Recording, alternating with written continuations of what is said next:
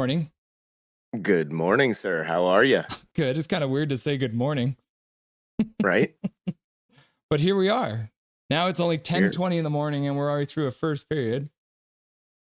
I know. It's weird. I mean, the Canucks finally woke up to their last 5 minutes of that period. Yeah. It looked like they were finally moving their feet. And I mean, even on that power play, Pettersson going straight through a couple guys, drawing another penalty to make it 5-on-3. So it's good to see that PD had a bit of legs there as well. Yeah, the first half of that period was not looking like we were awake. As soon as we got the feet moving, generated two penalties. Of course, it's Garland first of all getting the first call there. What else is new? Every night the guy works his butt off. And Lankinen, as always, some big saves. And I guess I'm gonna start calling it up now. We're down 1-0. Yeah. Because we're on the road, and that seems to be where we're most comfortable playing. And I expect a comeback victory from our guys now. We're just we're letting the team have a false sense of security before we pounce in the second period. It's a strat. Yes, that's what we're gonna start calling it, because I'm frankly sick of giving up the first goal. And it was even on that play. I mean, I'll give it up to Heinen's stick, because I think I called out Heinen blocking like 3 or 4, even 5 passes across, disrupting play. He actually disrupted the play on that one. Unfortunately for him, that one ended up deflecting to a Detroit player. But I did like Heinen's play in that first period. Did you like him as well? Yeah, I liked the fourth line as a whole. Actually, that goal against really was an unfortunate goal all around. It looked like Sasson beat out that icing race, and then losing the face-off in our own end, and kind of a pinball pass that finds its way onto the one open wing, the one open red wing there. It was just a perfect recipe for disaster. So overall, the play had been a kind of just boring and even up until that moment, and then Red Wings got some momentum off their power play, and then the Canucks started to generate some movement in their feet late, and I would expect hopefully we can make the most of our two-man advantage here. I think we have 1 full minute of two-man advantage coming right off the face-off in the second, and getting back tied, or even 1 goal ahead would be really nice. Yeah, I'll give it up to Pettersson just in general, because even on that last power play, you saw first the play down right at the very end to Besser beside the net, that Sidney Crosby-esque tip. But then as well, just taking a slap shot, and it ended up getting blocked. And I don't think I've said this to you yet this season, but sometimes you just got to start shooting, right? Like, make them block the shot. You miss 100% of the shots you don't take. And if you start slamming into people's shin pads and their legs and their hips and stuff like that, they might think twice before they get in front of that shot again, and then you're going to maybe get that puck through. Well, except for the one person who did block Petey's shot there, surprise, surprise, Tyler Mott, just sacrificing his body for his team. Canucks fans became so accustomed to that for years. Sure would be nice to have someone like him on our team again. Yeah. I mean, we've kind of got like Tyler Mott 2.0 with Sherwood. So absolutely. Now that we have somebody like that, I'm not as upset, but definitely Tyler Mott was a heart and soul guy for us for a long time. Any downs for you? Clear downs for you for the Canucks during that first period? I mean, the energy. They got to find a way to start being ready for games. It can't take them 15, 18, 20 minutes to get into the game. I don't know what it's going to take. Even Höglander, given the starting lineup, you'd think he'd make the most of it and throw some hits. And, the Canucks were credited with 13 hits in that period, but it really didn't feel like we were playing our normal physical game where we're throwing the hits to separate the puck. It was just kind of, we're playing the body to play the body. So I hope we can get on them a little quicker in the second period and start forcing the play a little more like we're used to. I'm starting to feel too, because it wasn't last year, but a couple seasons ago, the Canucks were having kind of the same problem. They were giving up a lot of shots, but what you were seeing is a lot of those shots were from like areas that you weren't worried about, right? There was lots of shots, but not a lot of high danger shots. And I feel like part of the first period, you saw Detroit getting those shots, but a lot of those were coming from the perimeter. A lot of those were coming from far out. So I wasn't too concerned about that. So, but still, I mean, what the shots ended up being at the end of that first period was 11-6. So still the Canucks, again, another period where they don't hit the double digits for shots. Are we just looking to have them maybe just start throwing everything, including the kitchen sink, at the net? Well, it seems to be what a lot of teams do around the NHL. It's by volume, right? But our coaching staff seems to have this high value on shooting percentage, where they want to keep the chances more high percentage and more high quality. But you run a fine line there. When does it start to feel like death by a thousand cuts? Yeah, the chances are low quality, and we're keeping them out to the perimeter, but we're giving up 40 shots a game. Sooner or later, one or two of those are going to find the back of the net. And when you take the odds and the ratios, like, I'd rather take 3 goals on 45 shots than 1 goal on 10 shots. Right. That's just me. Yeah. 3 goals is better than 1 goal, no matter how many shots you had, right? Yeah. Yeah, we'll have to see if the Canucks can come out here, and they've got that, like we said, that 2-man advantage left in time to start the second period. So hopefully they can do something with that. I'm going to play a little video here for you, sir, before we get into our next talking point, because something happened at Rogers Arena last night. And so I'll play a little video.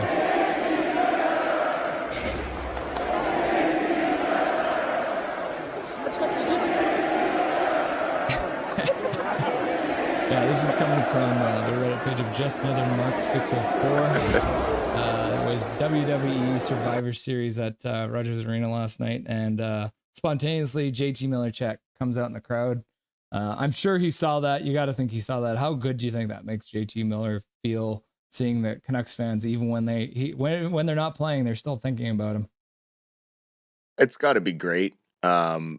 He's done so much for the team and wears his emotion on his sleeve, and has been open and honest about his feelings and everything. So to have us supporting him in the building when it's a completely irrelevant event is nice to hear, but it also shows that we need to see more of that during the Canucks games, and get that loud crowd out there when we come home after we hopefully beat Detroit here and then Minnesota.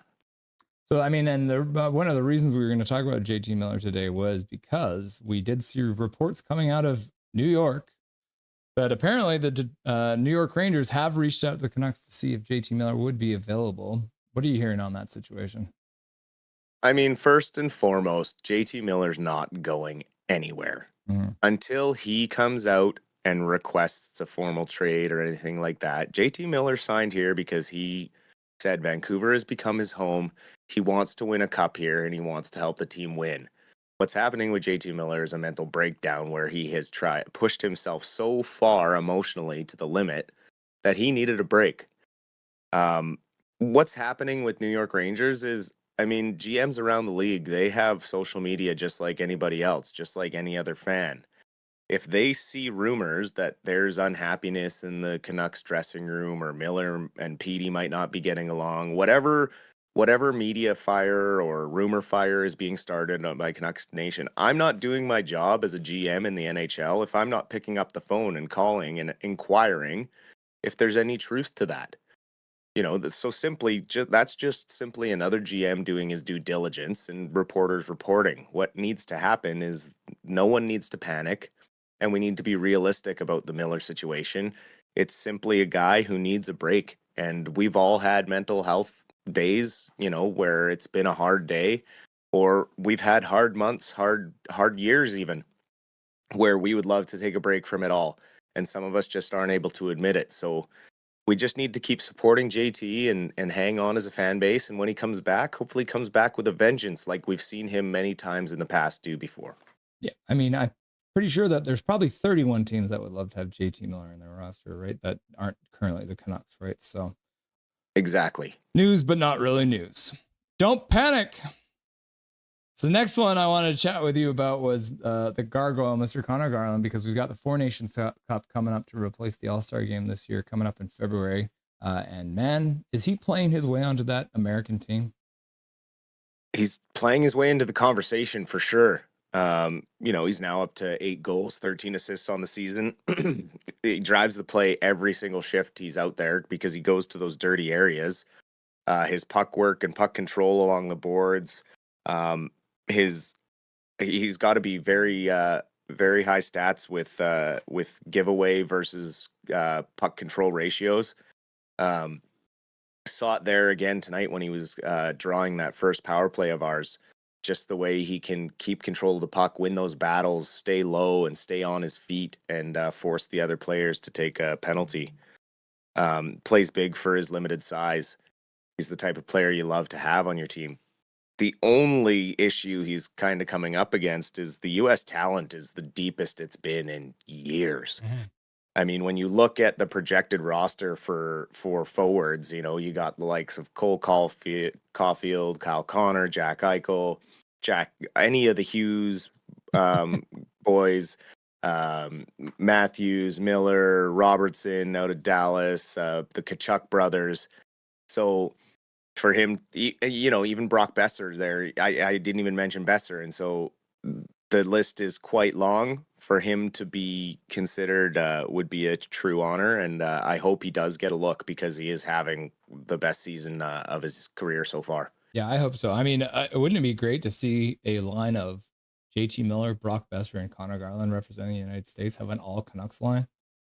And Oh, a they'd be short wonderful. tournament like that, sometimes it's a smart thing to do, right? Because you got these guys who already have the chemistry. You don't have to worry about it. They'll be right in there, ready to go right off the bat.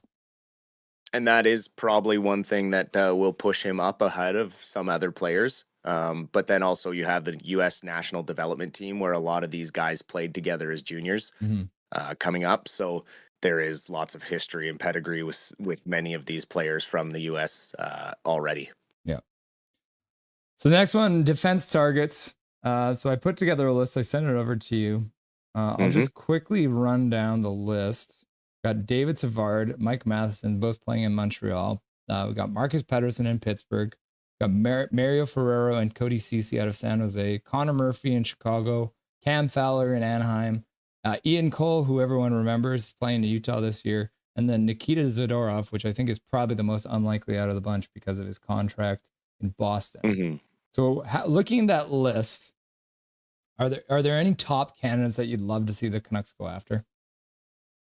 So it's difficult right now because we need a top line D-man, especially by all sounds of it, Hronek is going to be out a while, long term. We're talking like post trade deadline, hoping he's back for the playoffs type long term.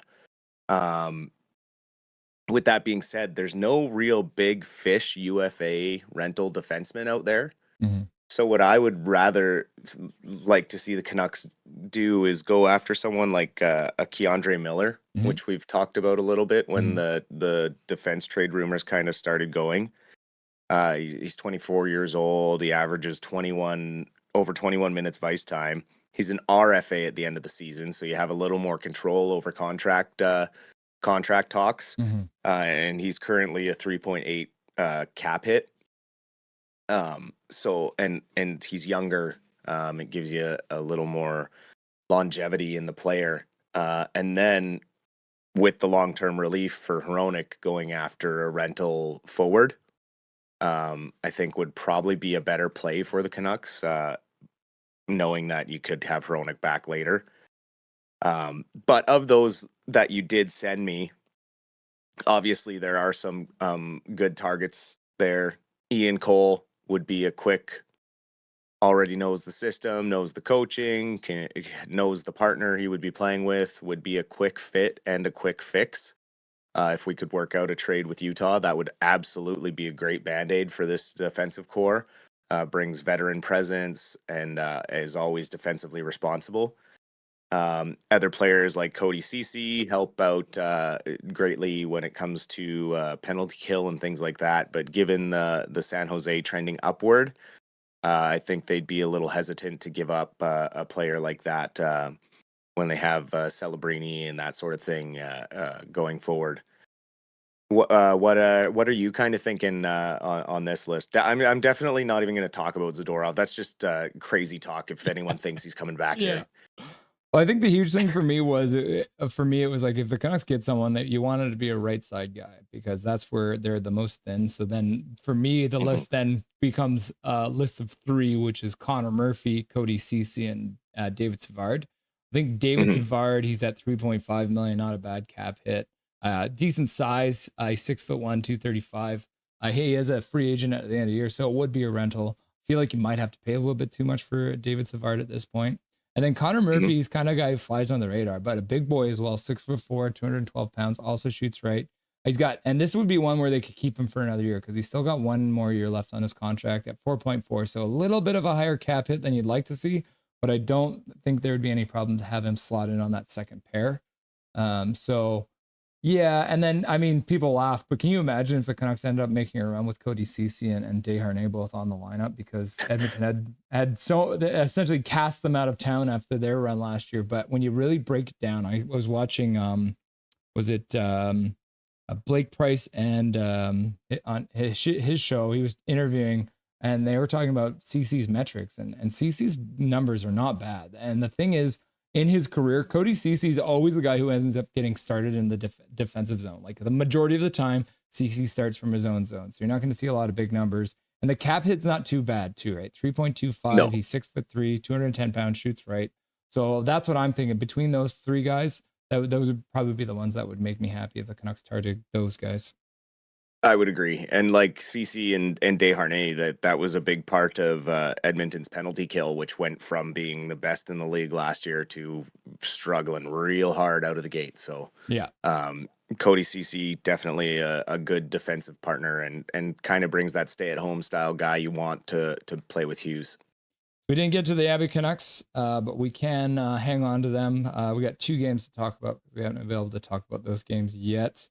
Yep. And then we can chat about it during the post-game show. Sounds great, man. Cool. Talk to you soon, brother. Absolutely. Nothing is perfect.